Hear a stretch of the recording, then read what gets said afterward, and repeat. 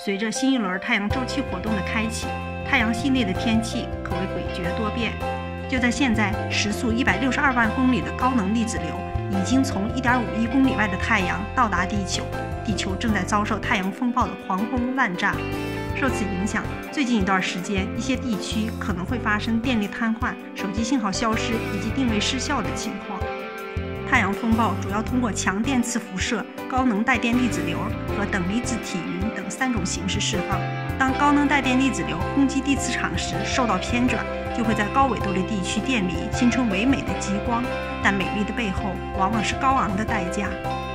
此时此刻，太阳风暴正在不断地加热地球的外层大气，使其膨胀，这将会影响在轨卫星，并导致 GPS 导航、手机信号和卫星电视的瘫痪。更甚者，高能粒子的涌动会导致电力系统中的电流强度高于正常范围，从而导致变压器和发电站等电力设施因过载而崩溃起火。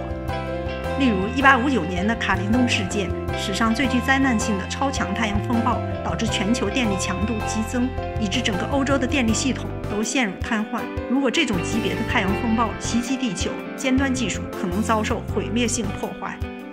在最近的一项研究中，科学家发现，最近的14个太阳周期内，共计发生42次严重磁暴，其中6年爆发了超级太阳风暴。这种强度的太阳风暴平均每25年发生一次，这意味着地球此刻正值危险期。研究人员警告，太平洋西北地区、大西洋沿岸以及美加边境附近的中西部各州将是此次太阳风暴的第一危险区域。